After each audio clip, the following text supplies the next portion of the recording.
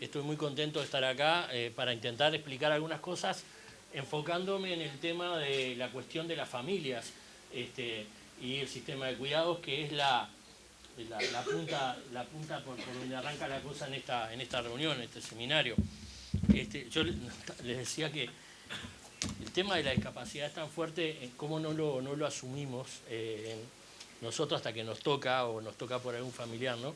Que muchas veces a nivel de la gestión pública, nosotros estamos en el mismo ministerio, yo estoy armando ahora, estamos diseñando el sitio web del sistema de cuidados y pensamos el sitio web y el sitio web para celulares, ¿no? El diseño también para que sean visibles en celulares, pero yo por ejemplo no pensé en esto que decía Begoña recién, de diseñarlo para que una persona con discapacidad se pueda informar desde la web y también haya un lenguaje accesible desde ahí, una plataforma accesible. Entonces estábamos coordinando de que ya tenemos que hacer eso porque no lo habíamos previsto.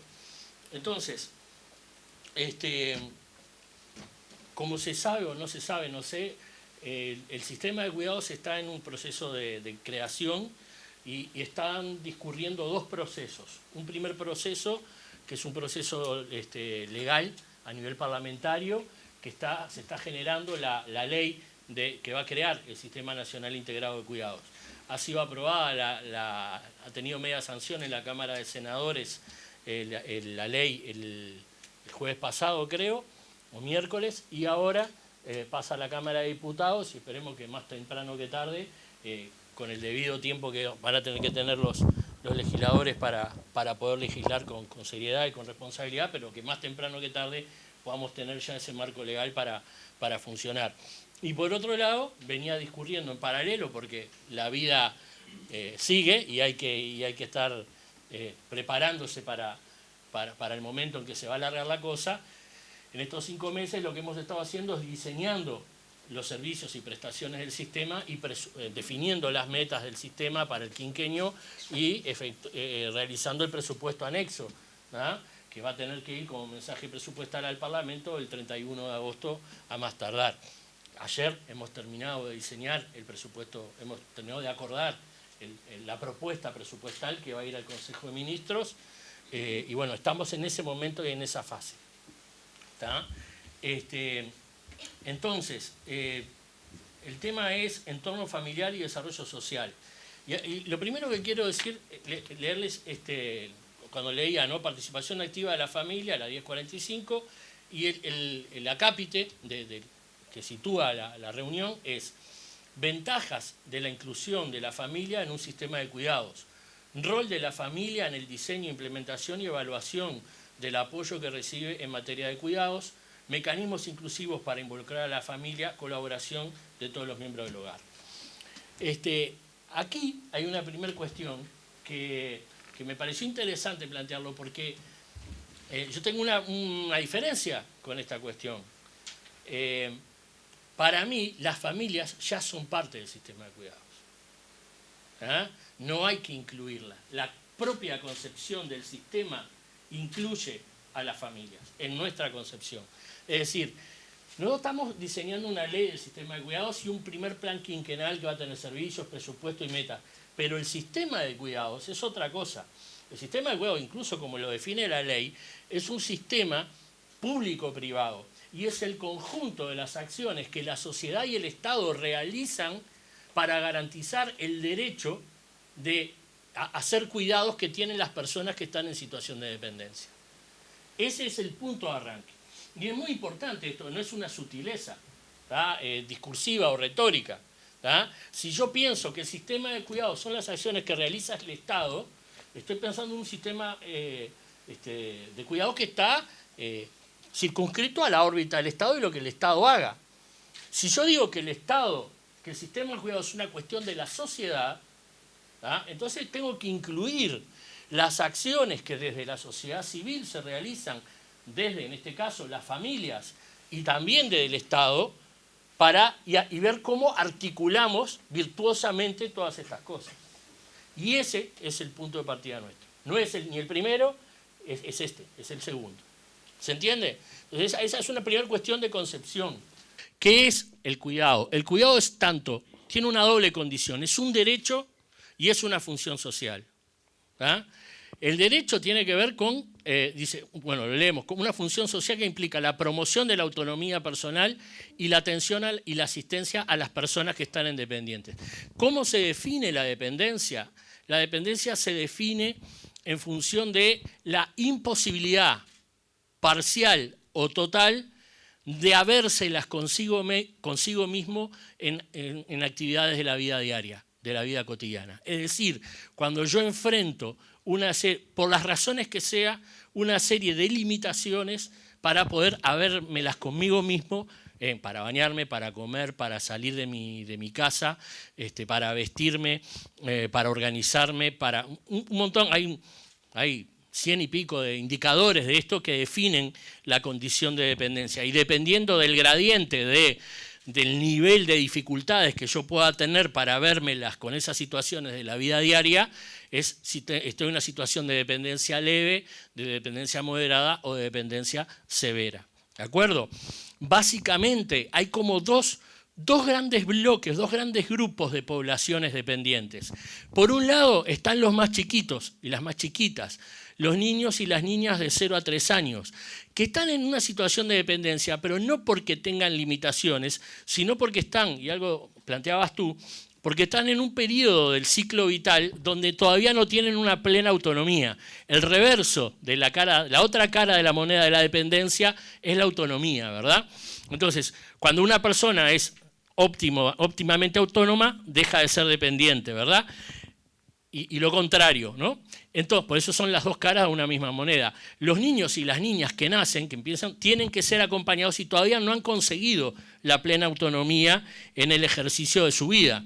Por eso tienen una situación de dependencia, pero que es distinta a la otra. En la otra punta están los veteranos y las veteranas, que fruto del ciclo vital, ahí sí, gente que habiendo tenido la autonomía plena, empieza a tener limitaciones para tener esa autonomía, es decir, empieza a entrar en dependencia y por lo tanto requiere de cuidados para poder sobrellevar esa situación. Los primeros requieren cuidado porque todavía no alcanzaron una autonomía plena. Los segundos, porque habiendo alcanzado una autonomía plena, la empiezan a perder. Y esto es bien importante, y es bien importante, por ejemplo, miro a Rodrigo Goni, diputado, porque este tema costó explicarlo en la comisión del Senado, no a un senador de un partido o de otro, de todos, porque lo que define el sistema es la condición de dependencia, no la discapacidad. ¿Ah? Una persona puede estar en situación de discapacidad y no ser dependiente, como bien lo explicaba Begoña recién. Una persona puede no ser discapacitada y puede ser dependiente. ¿Ah? Entonces, el foco es la dependencia y los distintos niveles. Y dentro de la persona dependiente, tenés niños chiquitos, porque no son autónomos, veteranos, personas con discapacidad veteranas, personas de discapacidad que tienen 20 años y que son dependientes. El foco, el centro de la cuestión es la dependencia. ¿De acuerdo? Entonces sigo porque si no, no me va a dar los tiempos para nada.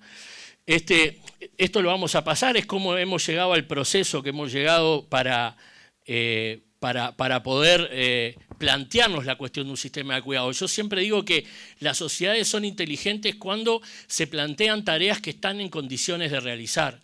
Cuando una sociedad se plantea un emprendimiento que no tiene condiciones de realizar, va a frustrarse. Nosotros en el Uruguay tuvimos que resolver algunos problemas antes de empezar a plantearnos este problema que también existe en el Uruguay, que se podría decir en términos sociales como que hay un déficit de cuidado. Hay necesidades de cuidado de las personas que no están siendo resueltas. Decía entonces, para cerrar antes, que es un derecho y una función social. Y decía que hasta ahora las políticas, el sistema de protección en Uruguay se ha erigido sobre estos pilares. Un sistema de cuidado, por eso yo digo que no es un tema de un quinquenio, sino que la construcción de un sistema, así como el sistema de seguridad social lo fuimos armando en el Uruguay desde 1930 para adelante y todavía sigue teniendo cambios. Por ejemplo, hemos hecho cambios a las asignaciones familiares y sigue en construcción y en cambio, aunque ya es un pilar muy, muy fuerte. El sistema de cuidado va en camino, estamos asistiendo históricamente a empezar a echar los cimientos de un sistema que va a ser otro de los pilares de la protección de la sociedad uruguaya en los próximos 30, 40 años. Por eso es muy importante que a la hora de las definiciones tengamos consensos fuertes, porque esto va a trascender, la construcción de este sistema va a trascender gobiernos, en el punto de vista político, gobiernos de distintos pelos, seguramente en los próximos 40, 50 años. Entonces es importante que podamos tener una visión de conjunto. Entonces, seguimos. Acá creo que Luis Eduardo, yo llegué al final de la exposición de él, pero Luis Eduardo había planteado algunas cuestiones que tienen que ver con la situación material de la sociedad y de las familias que hace que estemos en la situación que estemos. Aquí yo solamente listo algunos cambios que se han procesado en los últimos 30, 40 años en la sociedad uruguaya y en la sociedad global, que hacen que se genere desde el punto de vista de la dinámica social un déficit de cuidados. Cuando vos tenés una sociedad más vieja, con más gente, que tiene más chances de entrar en situación de dependencia, cuando tenés una situación donde las familias, la reproducción social del Uruguay se asienta en las familias que tienen menos ingresos y por lo tanto menos posibilidades y menos oportunidades para generar el proceso de crianza y de cuidado en definitiva de sus hijos, empezás a tener déficit por las dos puntas. Entonces, un sistema de cuidados, y acá me voy metiendo en el tema, ¿son las familias las que tienen que cuidar? ¿Es el Estado el que tiene que cuidar? Cuando nosotros decimos que hay que adoptar una perspectiva sistémica, lo que estamos diciendo justamente es que no podemos ver cuál parte del vaso, con qué parte del vaso nos vamos a quedar, si la parte que está con líquido o la que no lo tiene. El sistema de cuidados es el vaso. Es el vaso y lo que está dentro y lo que no está dentro. Me explico. Hoy la sociedad cuida. La función del cuidado de las personas con dependencia la está cubriendo alguien. ¿Quién las está cubriendo? Básicamente las familias. Las están haciendo de la manera que pueden y pagando determinados costos y generando determinadas oportunidades. Porque yo creo que el cuidado que se realiza en una familia, cuando esa familia tiene capacidades de cuidar, es insustituible y es clave. Es fundante para la socialización de los niños y de las niñas, de las personas del futuro. Ahora bien, el problema que tenemos es que a veces hay gente que no puede cuidar, o una madre, porque el otro problema que tenemos, que fruto de una división sexual del trabajo injusta que existe en nuestra sociedad, quienes cargan con las tareas del cuidado no remunerado en las familias, no solo de los niños y de las niñas, sino también de las personas mayores y de las personas con discapacidad, son las mujeres. Y eso muchas veces obstaculiza, porque la gente tiene un tiempo finito para vivir, eso obstaculiza, por ejemplo, su ingreso al mercado del trabajo. E incluso se da, y hay estudios que lo demuestran, yo fui a la presentación de un libro de la Universidad de la República, que muestra, que calcula, primero, que si armáramos una cuenta satélite de las cuentas nacionales y estableciéramos cuál es midiéramos el trabajo no remunerado de las mujeres en las familias, eso te daría un 22% del PBI. Está fuerte. Y lo que pasa muchas veces es que cuando la mujer, por presión, porque nadie le cuida al hijo y porque tiene que trabajar, porque si no, no se generan los ingresos suficientes en la familia, no es que deja de cuidar, hace doble horario o triple jornada laboral, entre comillas. Sigue cuidando y se pone a trabajar. Y eso va en contra de la calidad de vida de las personas, obviamente, y eso no lo queremos. Por eso el Estado tiene que intervenir. Y digo una palabra que puede sonar fuerte, el Estado tiene que intervenir. ¿Qué pasa con esta palabrita de la intervención? Lo que pasa es que acá debe haber estudiantes de economía o de otras ciencias sociales, hay una larga tradición donde el Estado interventor, este nombre se incluye en una categoría analítica de un determinado paradigma que define, que antepone la acción del Estado por encima de la sociedad, ¿verdad? Y que de mi punto de vista está bastante perimida. Lo que no está perimido es que el Estado tiene que intervenir. Entonces tenemos que resignificar los conceptos. Y yo defiendo la intervención del Estado, porque frente a un déficit de cuidado de las familias, tiene que haber alguien que pegue una mano para generar las posibilidades de que esa familia genere mejores ingresos, se independice, tenga mejores condiciones para efectuar la crianza de sus propios hijos, pero no se puede sustituir, por otra parte, el rol de la familia. Por eso, seguimos. Acá resumo algunas de las cuestiones por las que es necesario tener un sistema nacional integrado de cuidado. Podría hablar de razones de economía política del futuro de la sociedad, que son recontra relevantes, me parece para ustedes, después la podemos ver en las preguntas, pero no las voy a decir. Hay una cuestión de derechos, hay una cuestión de solidaridad social, hay una cuestión estratégica de sustentabilidad del desarrollo. Nosotros ahora vamos a enfrentar la discusión presupuestal, pero nosotros decimos es más caro tener un sistema, no tener un sistema de cuidados que tenerlo. ¿Por qué? Porque un sistema de cuidado, por ejemplo, que actúe sobre los niños y las niñas, si esos niños y esas niñas están bien cuidados, van a tener menos fracaso escolar, van a ser entonces trabajadores dentro de 20 años, 30 años mejor calificados, van a poder entrar a las partes más dinámicas del mercado de trabajo, van a tener una mayor productividad y por lo tanto en un país donde la tasa de reemplazo demográfica está situada en 1.8 y debería estar situada en 2.1, va a requerir trabajadores y trabajadoras muy productivas para mantener el proceso de generación de la riqueza, que a su vez deba ser distribuida para que la gente viva mejor.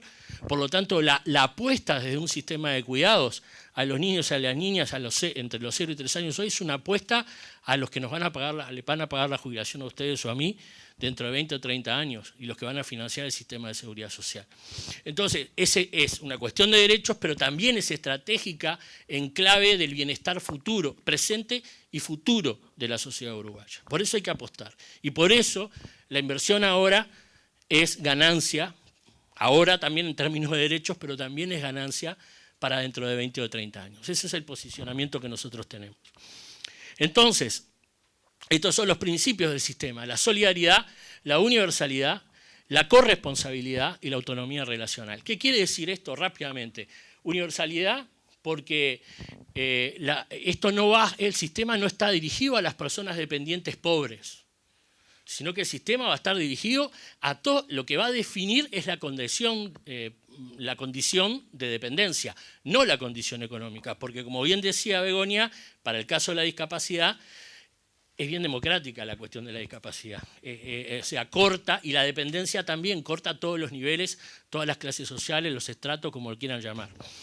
Entonces, universal, aunque progresivo en su implementación, porque la caja del Estado no es ilimitada y por lo tanto hay que definir metas y hay que definir una progresividad en la entrada de las personas que van a usufructuar los servicios, que van a exceder, me adelanto a decirlo, estos 5 años primeros de implementación del sistema.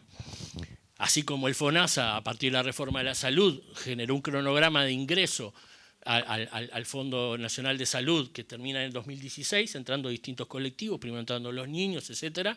Bueno, también al sistema de cuidados van a tener que ingresar progresivamente a los distintos servicios los niños, las niñas, las personas con discapacidad, las personas mayores.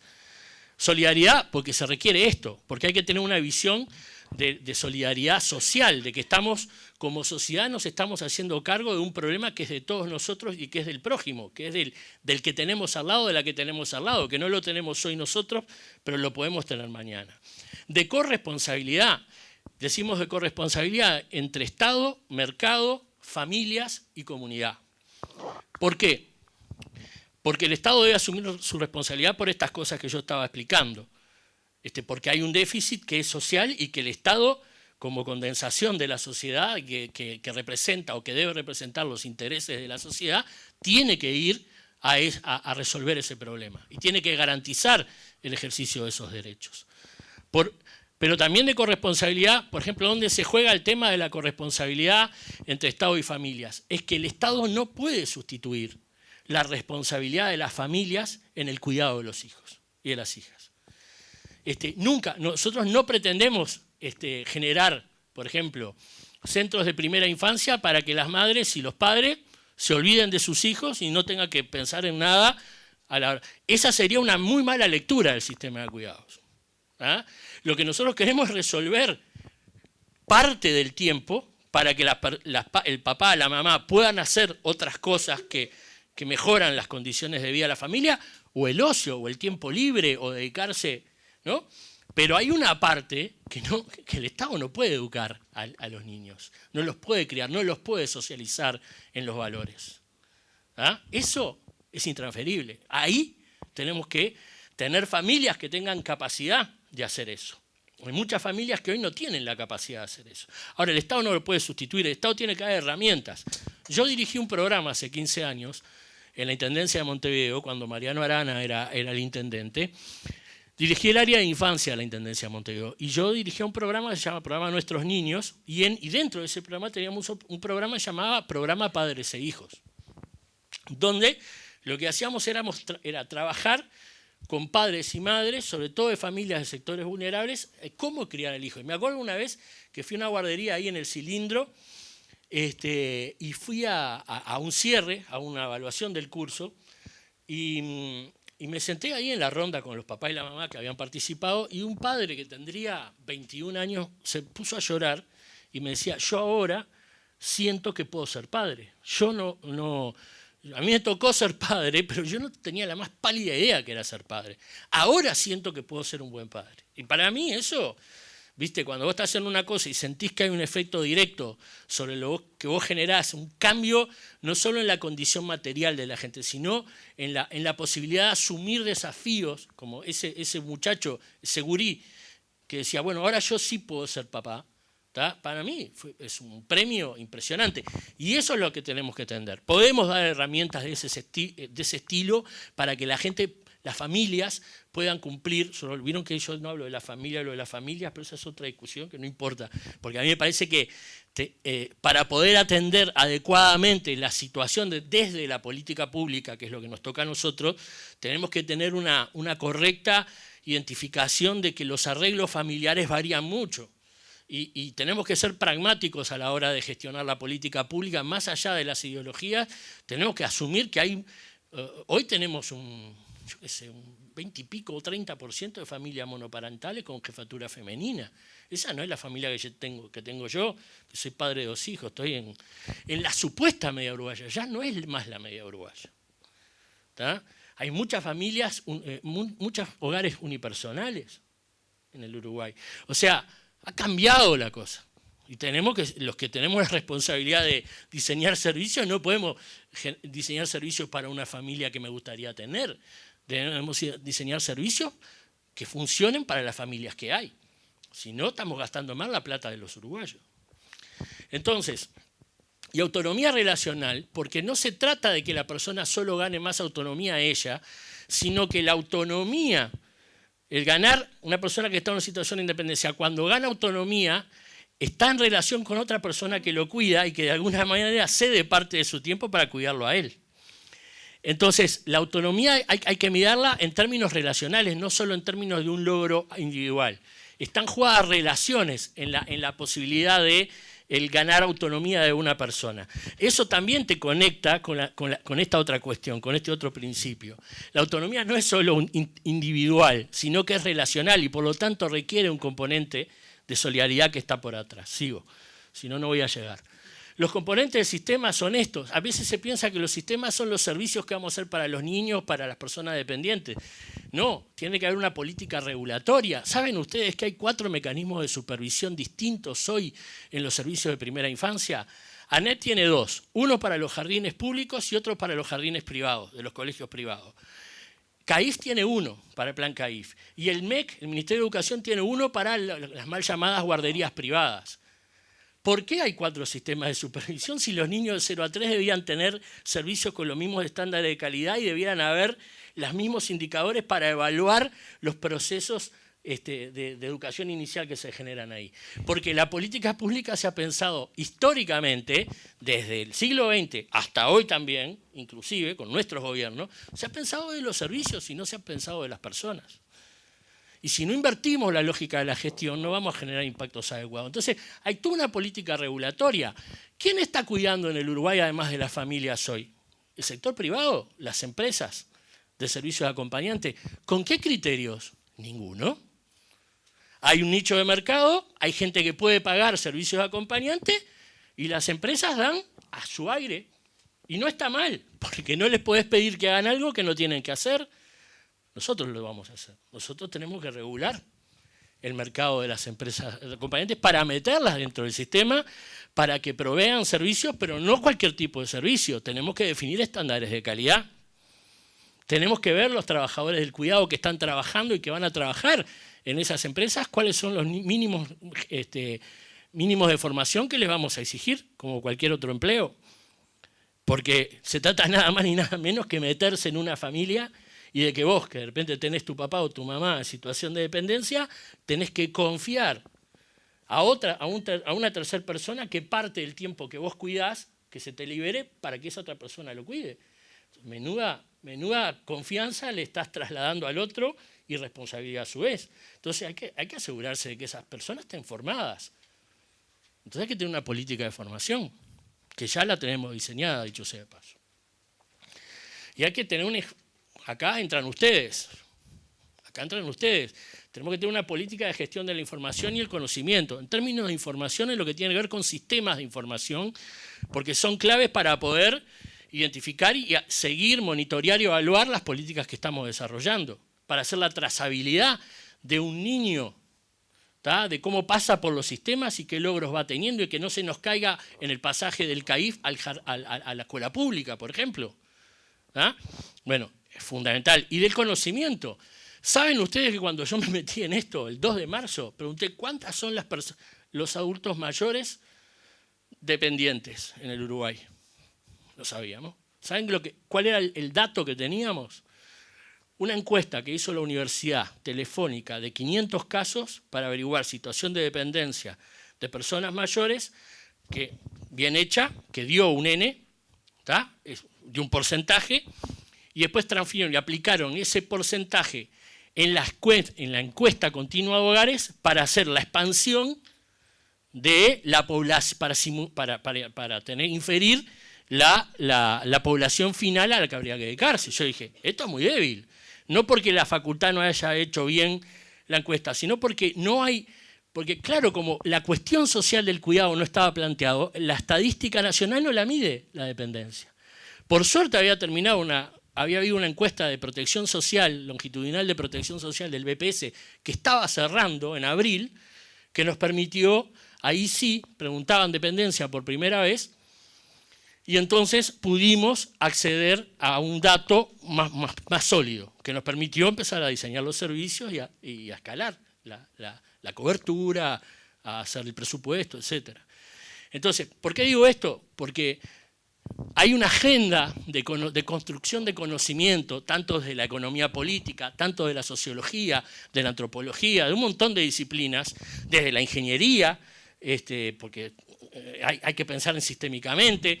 O sea, hay un montón hay una necesidad de generación de conocimiento que yo no me voy a poner a hacerla yo desde la Secretaría de Cuidados, sino que lo que tenemos que tener del Estado es una agenda para proponerle a ustedes, a la Universidad de la República, a la Universidad Católica, a los centros de investigación que existen en la sociedad civil, para decir, miren, el Uruguay, al Instituto Nacional de Estadística, por supuesto, mire, el Uruguay necesita conocer de esto para poder aplicar políticas de cuidado en los años siguientes.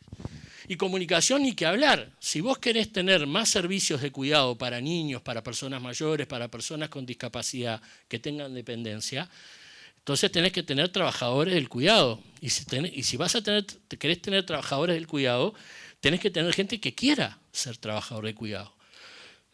Y para eso hay que generar un proceso de valorización de la tarea profesional del cuidador, que hoy no está en el Uruguay. El Uruguay sabe qué le pasó al Uruguay en materia de educación cuando se desvalorizó el prestigio social que tenían los maestros y los profesores en el Uruguay.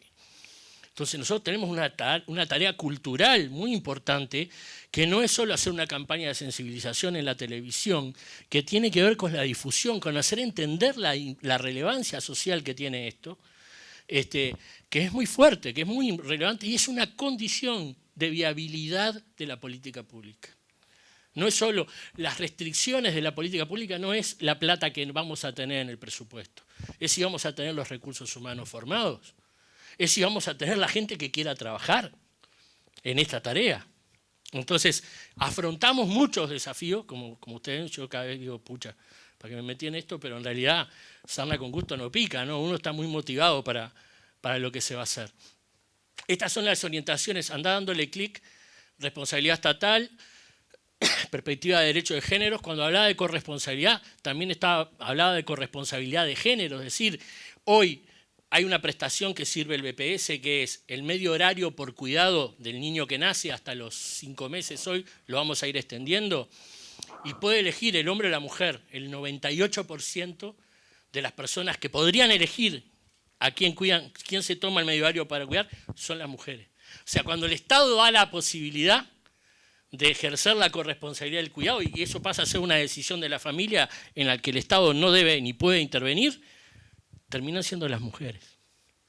Entonces, ahí te da cómo hay que elaborar también en el plano cultural para generar esa corresponsabilidad de género en el cuidado. Participación social, no lo voy a explicar, dale nomás. Descentralización territorial, porque nosotros hicimos en estos 5 meses toda una tarea de georreferenciación de dónde están los niños y las niñas que necesitan servicios de cuidado, dónde están los servicios de cuidado y dónde no están para dirigir la oferta de construcción de los servicios en función de donde vive la gente, no va a salir a decir quién quiere un CAIF. ¿Ah? Para dar un ejemplo. Y estamos trabajando entre INAU y ANEP, articulando INAU y ANEP para generar jardines y CAIF y para generar ese puente, para que se dé ese puente dentro de 2 años de ese niño y que salte y que tenga infraestructura cerca en la escuela para que pueda hacer ese tránsito desde el punto de vista de las infraestructuras sin ningún tipo de trauma. Financiamiento solidario, porque vamos a generar un mecanismo de copago, justamente porque algunos pueden pagar el cuidado y ya lo estamos pagando. Yo, por ejemplo, le pago un servicio de teleasistencia a mi mamá, el botón, que vive sola, tiene 83 años, y se lo pago porque lo puedo hacer. Pero hay otra gente que también lo necesita y no lo puede hacer. Ahí vamos a ir a subsidiar. 100, 80, 50 o 30%, veremos. Estoy diciendo números, no es que esas son las franjas.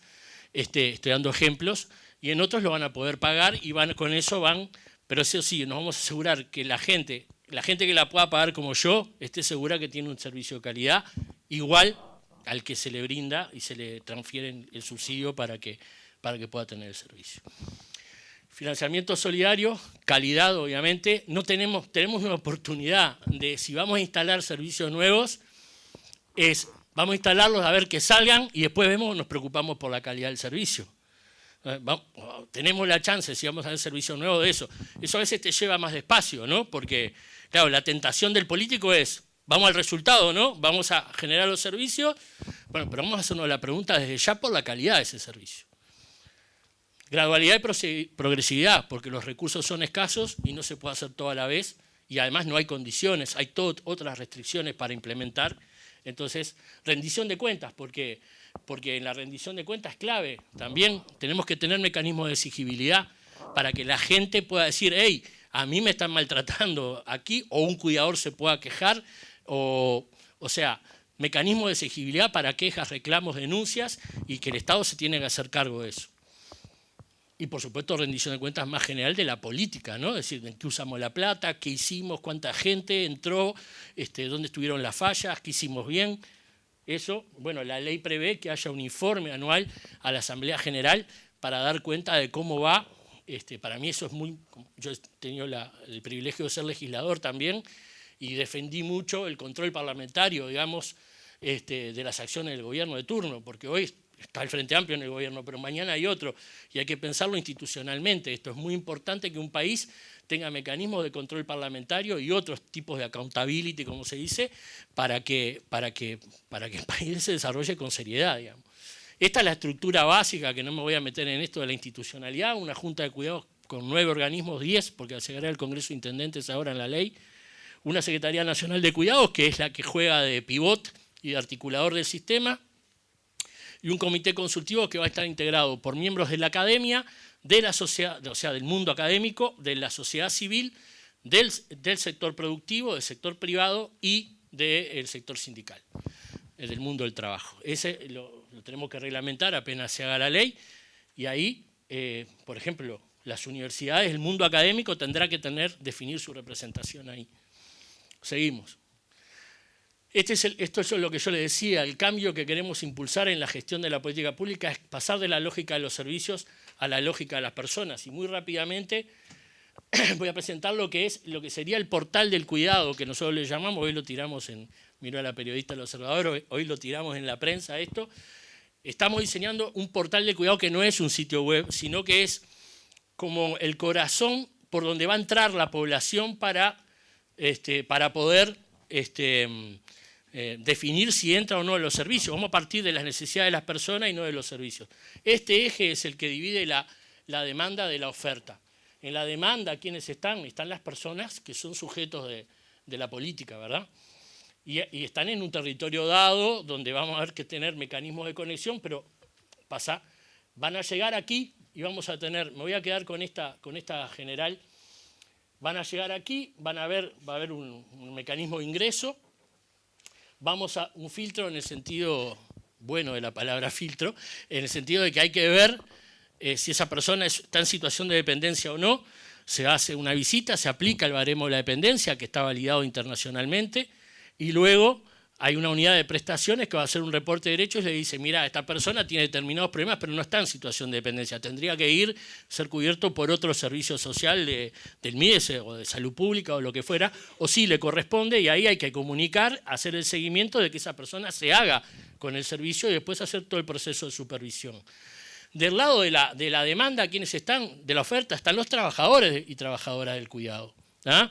Ahí lo que vamos a generar es un esquema de información general para que las personas sepan los derechos que tienen los trabajadores, su categoría laboral, tenemos que meternos en temas de regulación laboral de los trabajadores del cuidado, los recursos que tienen, las políticas de formación, tiene que haber una unidad de acompañamiento a los cuidadores o cuidadoras y tiene que haber un registro nacional de cuidadores y de establecimientos de cuidado. Estamos armando un catálogo del Sistema Nacional de Cuidado que no solo es lo que va a estar en los servicios que van a estar en el presupuesto nacional, sino son otro montón de servicios que también son de cuidado y que están funcionando y que van a formar, en esta idea de sociedad-estado, van a formar parte del sistema de cuidado. Seguimos. Un poquito para atrás. Acá, en el medio, entre la oferta y la demanda, están los mecanismos de exigibilidad, la posibilidad de que tanto las personas usuarias de los servicios como los que los proveen puedan generar quejas, reclamos, denuncias y que eso tenga una consecuencia práctica y que nos hagamos cargo de ver y aplicar las sanciones que sean necesarias, ¿tá? O cambiar o mejorar. O sea, toda esta cuestión es el portal del cuidado. Dale. Porque ahí vas a tener unos jueguitos, ahí ves cómo es el mecanismo de ingreso, todo eso, seguí pasando. ¿Ah? Ahí están, esto lo expliqué más rápido, ¿no? Los mecanismos de exigibilidad. Y acá vamos a las prestaciones finalmente. ¿Tá? Me excedí, ¿no? 1:10, ya termino. Me engancho y dale un zoom, dale. Ahí, primera infancia. Estas son las prestaciones que van a haber para primera infancia, ¿está? En función de la cohorte de edad, lo que va a haber y quién lo va a hacer. ¿Está? Lo miran. O sea, esas son las cosas que estamos pensando para primera infancia. ¿Está? Y la otra, cuando dividimos en función de las personas con discapacidad y personas mayores que están en situación de dependencia, si esta dependencia es leve y moderada o es severa, estos son los servicios que van a haber. En el caso de, para los niños, los asistentes educativos son una figura que estamos poniendo en los CAIF, que se están poniendo porque se habló de tener CAIF inclusivos, pero decimos no, la inclusividad debe ser, como decía Begoña, una dimensión de todos los centros CAIF. ¿Ah? Cualquier niño con discapacidad tiene que poder ir a cualquier centro CAIF. Para eso se crea, lo vamos a crear en los jardines de la escuela pública y en los CAIF, la figura del asistente socioeducativo, que se va a formar, ya hay algunos, que es una persona que está en el centro CAIF, para seguir con el ejemplo, pero que ese niño puede tener un asistente personal, pero el asistente personal lo puede ayudar a moverse en la clase, pero el asistente socioeducativo lo mira desde la perspectiva más pedagógica, el tema de cómo colaborar con la integración y la inclusión de ese niño o esa niña que tiene una discapacidad en el proceso de trabajo del centro. Para la dependencia leve y moderada se va el servicio de teleasistencia, centros de día para personas mayores con dependencia moderada, bonos para los centros de larga estadía, lo que se llamaban las casas de salud. Ahí tenemos que hacer un proceso de regulación muy fuerte porque hay una disparidad en los servicios que existen y hay una crisis de algunos servicios donde la gente no se están viendo conculcados sus derechos humanos lisa y llanamente, pero no los podemos poner en otro lugar. Entonces tenemos que generar, por ejemplo, un programa de bonos para sacar algunos de ahí y poner otros que funcionan mientras arreglamos los que no funcionan. Centros de larga estadía, que son esas las casas de larga estadía, y los asistentes personales para la dependencia severa, que es una persona que va a tener la formación adecuada para acompañar 20 horas semanales a una persona que está en una situación de dependencia severa. Como ven, el laburo es bastante grande, no partimos de cero, tenemos los activos de la sociedad y en una política pública que se precie de eso, de ser pública, de no ser solo un servicio estatal, sino juntar lo privado con lo público, hay que identificar bien lo que ya tenemos. Lo primero que hicimos nosotros el 3 de marzo, yo pedí que se haga un inventario de todos los servicios que podemos imaginar que hay, sean gestionados por ONGs, por iglesias, por el Estado, que se haga un inventario de todo lo que hay. Y entonces ahí empezamos a mirar, después vamos a agregarle lo nuevo que vamos a hacer. Y después lo que tenemos que agregar es la política, cómo lo vamos a hacer que la orquesta suene, cómo que no sea gente tocando instrumentos desafinados, que la melodía no se sabe, que no están los atriles, que los violines tienen una cuerda rota. O sea, eso es lo que hay que arreglar y eso es el sistema, ¿ah? Y bueno, yo lo que espero que esto haya ayudado para conocer mejor el emprendimiento en el que estamos, cuáles son sus fundamentos, qué lugar deben ocupar las familias. Yo creo que el concepto de corresponsabilidad es esencial, pero no se puede establecer una dicotomía. Yo creo que sería un error mayúsculo decir la familia es la que tiene la responsabilidad. No, porque a veces la familia, teniendo eso, con ser un desideratum, mostramos una sociedad en el mundo donde las familias funcionen autónomamente, autosustentablemente y aisladas del entorno social en el cual viven, por más que sea una familia rica. ¿Tá? Entonces, porque hay otras dimensiones de la crianza, de la adquisición de valores, que no pasan por tener o no tener condiciones materiales. Si vos vivís en una burbuja toda tu vida y después salís a la cancha de la sociedad, te va a ir mal, por más que salgas en el Uruguay de Carrasco o en otros lugares de otro lado. ¿Tá? Entonces, la comprensión de eso, el trabajar sobre eso requiere pensar la política de una manera más abierta. Eso sí, no se pueden sustituir las instancias. Algunos tenemos que jugar un papel en esto y después otros tienen que jugar un papel. Y esos papeles no son sustituibles. Y en el caso de las familias, y con esto termino, tenemos que identificar si lo que podemos hacer desde una política pública es reforzar aquellas condiciones de las familias para que puedan ejercer adecuadamente su función. Porque hay muchas que lamentablemente, aunque se las pidamos, digamos, si la familia es lo más grande que hay, no lo pueden hacer.